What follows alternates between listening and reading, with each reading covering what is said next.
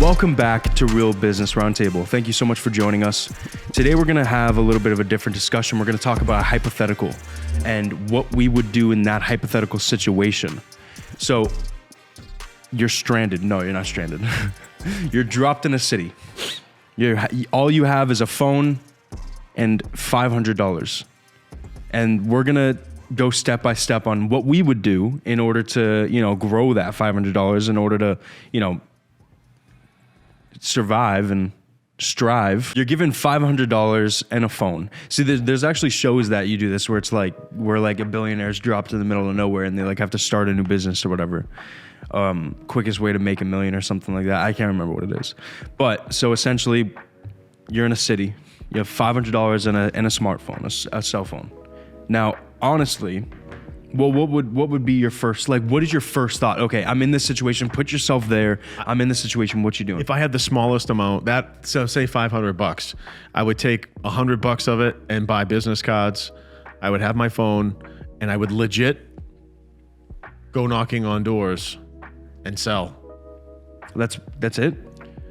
Well, okay, let's say I had the business idea or whatever. I was a broker for some kind of advertising, or I found, let's say, a freelance web developer that was down and out, didn't have enough work coming in. And I go to him, I say, hey, can I be a broker for you? That will cost me nothing. If someone goes to someone and says, hey, can I sell your shit for a cut? Most people are not going to say no to that, especially if there's no strings attached. They're not on the books as an employee. Just go, hey, 1099 contract. I'll sell you shit. If you can sell stuff, you will do very well. People who can sell, I have to stress, they'll eat for life. Even if you gave me a phone and $0, even if you gave me no phone, I will still eat. Salespeople will eat forever. Let's say it's the caveman days. People are hungry. You can go out, go to the river, get some fish, sell the fish. I got fish. No, but seriously, you could sell the fish. It's one of the oldest, I don't know if it's the oldest, but it's like, it's a trade, it's a practice in business that is required. If you can't sell the product or the service, then there is no business. I mean, it's kind of like if you, I saw a YouTube video, someone did this, where it's like you grab a case of waters, you spend, I don't know, $20 for the case of waters, for 50 waters or however many come in it, and you sell each one for $2, $3. There you go. There you go. Mean, you can keep flipping. Yeah. I wasn't going to get into the flipping thing, but let's say I couldn't sell, really. There are ways where I could find things on the cheap and try to flip them or whatever. That's if I couldn't sell, like listing stupid shit on eBay. Okay, it works. It's good. Not really my approach. I'm more interactive. I want to interact with people. I want to talk to them. I want to shake hands. I get it's not everyone's like that, and that works for them. More e-commerce style selling, flipping, listing, whatever. And I look up to that business, actually, believe it or not. I know somebody that is doing that, and their margins are doing what? Astronomical, flipping things. Yeah. Like just poking around and looking around and, let's just say hypothetically, you go to a garage sale. I don't want to talk about that too much because but it's not my thing, but I want to talk about it. Some people go to garage sales and spot items that they know I could flip this for 5 times, 10 times. You just say, hey, can I buy this for $1? And they're like, yeah, $2. And then you see all the auction listings on eBay and they're selling this for $30. You just paid $2 to make $30 back.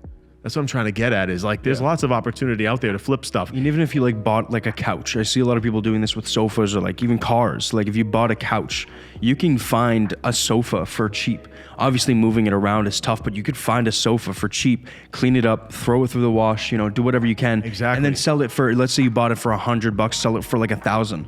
I mean, it's know. Yeah. What was it? Someone I know found a bunch of, it was like a set of cassettes, believe it or not, cassettes. And they sold, when I say this, just get ready for this. They bought a set of cassettes of some kind of educational thing for probably $5 because it was nostalgic and it had like this like cult following. Cult following means like there's like a certain set people that are like diehard. They're into that. There's a cult following for this like educational system. They sold it for $3,000. That's crazy. I want money. I want money. I want money. Everything. Rain. Explosion. Cat with glasses. I want everything. I want the Pop-Tart I want cat. to zoom in the $3,000. Okay. Now cut. What I'm trying to get at is you're not always going to hit home runs like that. But if you're starting a business from nothing and your funds are limited and you're not really a wheelie dealy type of salesperson, go to thrift shops, go to or even if you don't want to do like any sort of arbitrage, like find something that you can bring value to people. I've seen people like buy like window cleaning like stuff, and they go to different businesses and they just clean their windows for $50. It's like you do 10 of them, you make $500. You get subscribers that want to sign up to your window cleaning. What's a squeegee and a thing of Windex going to cost you? All you're going to be doing is spending money on supplies. You could take that $500 and invest that into cleaning supplies, a couple sets of business cards. You got your phone, boom, you're in business. You do have to, hi there, I do window cleaning. I notice you have these bay windows. I will keep these things beautiful, crystal clear, so clear that people will bump into them. Boulangerie du jour réserve-t-elle à notre jury? The only thing, okay, for me, the only thing that if all I had was $500, I would have my phone. I'd get one set of business cards, say a box of 500, nothing too fancy, maybe spend $50, $100 on it. That will leave me $450. I will knock on doors and broker whatever service that I can, that I know a small business would need, to the point where I would just bring in billings that would come in, get my cut, and then keep growing, investing in, let's say generating leads or hiring, some people to fulfill or whatever. But like, I'm speaking from experience. That's sort of what I did. It was legit from nothing. So sales cures all. Like the great Mark Cuban says, sales cures all. Sales cures all. It means that when you bring in revenue, you can take the profits and improve your business, fix issues, invest in infrastructure, invest in process, logistics, whatever it might be that will make your business run better, run more efficiently, run more profitably. If people out there want to start a business just bootstrap based on very, very little, I'm going to tell you right now, rather than making it more complicated than it is, focus on sales. If you don't know how to sell, learn how to sell. Look up videos, watch YouTube videos. Just immerse yourself with sales training. Watch. Learn. There's going to be different different sales styles. Some people do question-based selling. Some people have tactics where it's the assumptive close. Like when I speak to somebody, as long as I see that there's a fit and there's a match and there's a need and then there's a goal, I'm going straight into the, hey, let's go take the next step. If there is not movement towards the close, then I want to figure out, okay, do they have more questions? Or what do I need? What question do I need to answer to help them feel certain enough to move forward? And that's why in the beginning, when you're first starting out a business, you might not have a portfolio. Link up with a guy that does. Let's say you're starting an ad agency and you have zip squat. The guy that's going to build websites for you or design ads or run ads or whatever, make those into case studies, make them into infographics or some visual layout, some display of your capabilities. So when you show the prospect, even though you have no portfolio, you are brokering someone else's portfolio under your brand. So you have your brand, and then under it, you have the services that you can provide. And I mean, it doesn't even need to be advertising related. It could be construction. You're a general contractor. Okay. You got a carpenter, you got a mason, you got a roofer, you got a sider, and so on, windows. Find guys in the trade that will work with you and say, hey, what I'm going to do is find people that want to do home renovations, home additions, home improvement, and I'm going to broker the whole deal under a GC as a GC, but I'm going to use all of you guys, and then I get 10% or some kind of kickback, where you could just broker a deal. You could shake hands, network with people. You could position it like, hey, I got a one-stop shop. Whatever you want to do to your home or make your home your dream home. Something like that. Some people do ghost kitchens. I think we might have mentioned this before. I was actually I was thinking about that recently. So let's say your dream is to start a restaurant. You don't have the place. You don't have the infrastructure. You don't have what it takes to I make a really good birria taco, let's say. So XYZ tacos, let's say you have a really good recipe. You partner up with another restaurant that has a kitchen. And then you say, hey, I want to sell my taco recipe out of your kitchen. I'll give you X% and all the sales are going to come from Grubhub. There you go.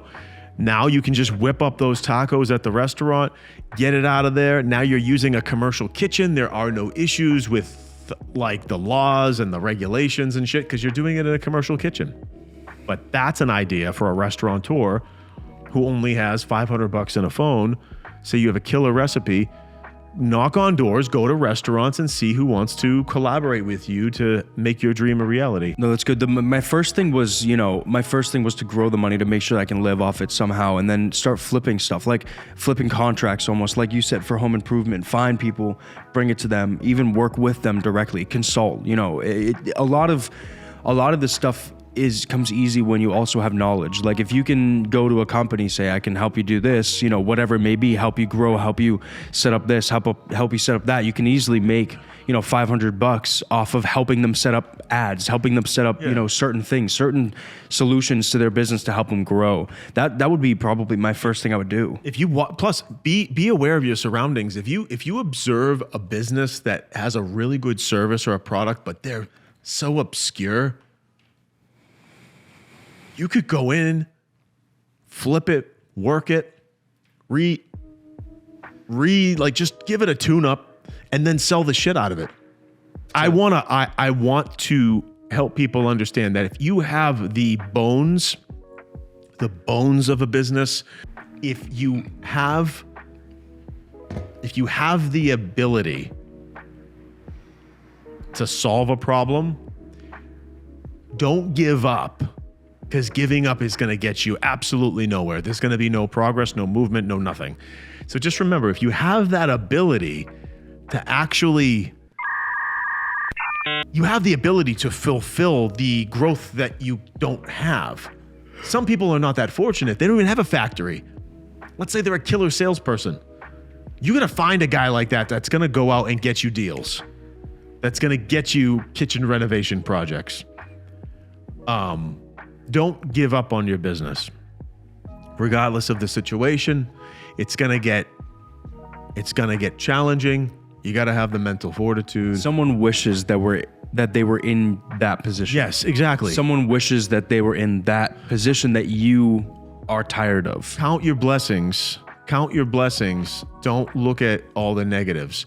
So when you want to get your business going, even if someone did give you $500 to start a business and you're in the middle of an island, whatever it is, right? You're going to have challenges. You're going to have like roadblocks, and you just kind of don't give up. Work it. Figure it out.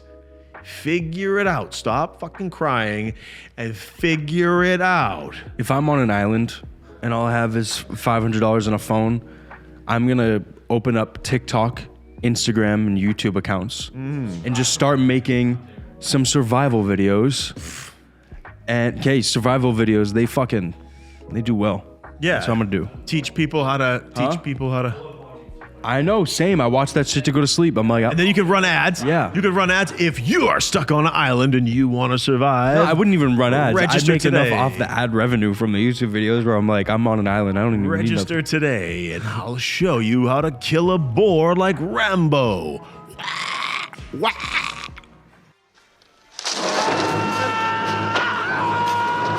Thank you so much for joining us today on Real Business Roundtable. We hope you enjoyed today's episode. Please like, subscribe, turn on post notifications so you get notified every single time we post a new episode. Check us out on Instagram for updates more. Peace out. Catch you next time. Peace out.